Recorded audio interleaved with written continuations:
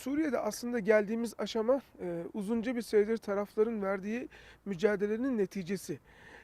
Çatışmanın sonucunda herkes işin siyasi olarak masada biteceğini biliyordu. Ama, tam olarak her bölgede çatışmanın bittiğini söyleyemeyiz. Bazı lokal alanlarda küçük çatışmalar devam ediyor. Bunlar bir süre daha devam edecek. Sonuçta merkezi otoritesi yıkılmış bir ülkeden bahsediyorsunuz ve bu otoritenin yeniden inşa edilmesi sadece güce değil, siyasi uzlaşıya dayalı olarak ortaya çıkacak. İşte bu siyasi uzlaşı sürecine de sadece Suriye halkının kendisi karar vermeyecek. Bahsedilen bloklar, özellikle Amerika Birleşik Devletleri ve Rusya'nın iki ayrı ucun başını çektiği bloklar bu işin belirleyicisi haline gelecekler.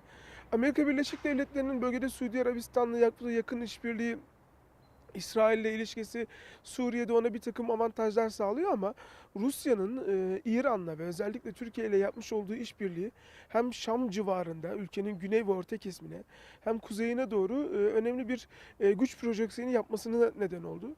Üstelik Rusya, Suriye'de, baktığınız zaman sadece askeri olarak götürmedi bu işi. Yani evet, 2015 yılından bu yana Rusya'nın Suriye'deki askeri varlığı bugün geldiğimiz neticenin, sonucun en önemli nedeni belki ama diğer taraftan da unutmamamız gereken şey Rusya bu işi artık askeri güçten bir diplomatik güce, bir siyasi güce çevirmeye çalışıyor. Suriye özelinden baktığımızda kısa vadede bizim için ilk önemli dönüm noktası Soçi olacak. Burası açık. Soçi'ye kimin katılacağı kadar kimin katılmayacağı da ülkenin geleceğine ilişkin fikir verecek. Ama Soçi'yi de bir nihai nokta olarak almamak gerekiyor.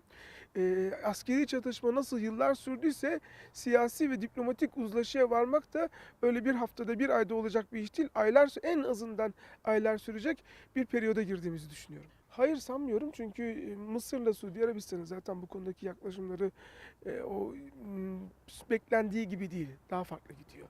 Yani, hem İslam İşbirliği Teşkilatı'na Suudi Arabistan'ın, katılım seviyesine baktığınız zaman hem bu konudaki yaklaşımına baktığınız zaman evet, Kudüs konusunda İsrail'in Kudüs'ü başkent olarak ilan etmesine karşılar ama fiili olarak bir şey yapmasını, beklemiyoruz.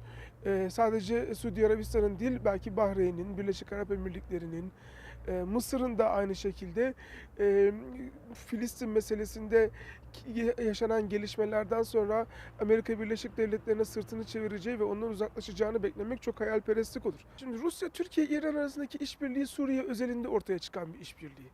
Orta Doğu'daki sorunların tamamında bu üçlünün, aynı fikirde olduğunu söyleyemeyiz. Mesela daha dün, Rusya'nın, açıklamalarına baktığınız zaman Türkiye ile Kudüs konusunda farklı düşündüğünü dile getirdi. Ondan önce Putin aynı düşündüğünü dile getirmişti. Bir gün sonra Rusya'nın görüşü değişti. İran'la Türkiye arasında mesela Kudüs ve Filistin meselesi konusundaki, yaklaşımlar birbirine çok paralel ama Irak'ta ayrı düşünüyorlar. Yemen'de ayrı düşünüyorlar.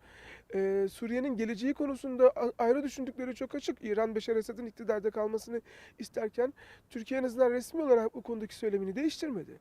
Bu anlamda baktığımız zaman bu üç ülke arasındaki işbirliğinin Orta Doğu'daki kritik bazı alanlarda sürdüğünü ama Orta Doğu'da bölgesel bir ittifak oluşturma düzeyine ulaşmadığını ve bu doğrultuda devam edecekse de, ulaşmayacağını da söylemek gerekiyor. Dolayısıyla belki ABD, Mısır ve Suudi Arabistan arasındaki işbirliğini, hatta bunları İsrail'de katacak olursak bir dörtlü işbirliğini dikkate aldığımızda bunlar Orta Doğu'nun genel sorunları konusunda birbirine daha yakın dururken, aralarındaki nüansları, daha aza indirgeyebilirken, Türkiye, İran ve Rusya, arasındaki işbirliği belli örneklerde çok güçlü olarak ortaya çıkmasına rağmen Orta Doğu'nun, diğer hayati sorunlarda aynı çizgide olmadıklarını ve bu nedenle de tam bir blok olmadıklarını söylemek gerekiyor. Irak'ta sorunların asker yoluyla, silah yoluyla, ordu yoluyla çözülmeyeceğini artık bütün taraflar anlamış olmalı. Ne bundan sonra, ayrılmaya bir destek gelmedi ve bağımsızlığa destek gelmedi. Bu doğru ama öbür taraftan baktığınız zaman Bağdat'ın da sorunları askeri yöntemlerle çözmesinin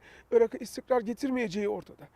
Bu saatten sonra bence en önemli şey önümüzdeki yıl yapılması beklenen, muhtemelen ertelenecektir ama yapılması beklenen seçime herkesin, istikrarı önceleyecek bir şekilde yaklaşması gerekiyor. Bence, Irak'ın bütün önemli siyasi merkezlerinde ülkenin siyasi istikrarının sağlanması için tarafların, artık, hukuk çerçevesinde, hukukun üstünlüğü çerçevesinde bir araya gelmesi ve siyasi ve ekonomik işbirliği yapması gerekiyor. Aksi takdirde, farklı yerlerden bir çatışma çıkacağının çok örneğini yaşadık, yine yaşarız.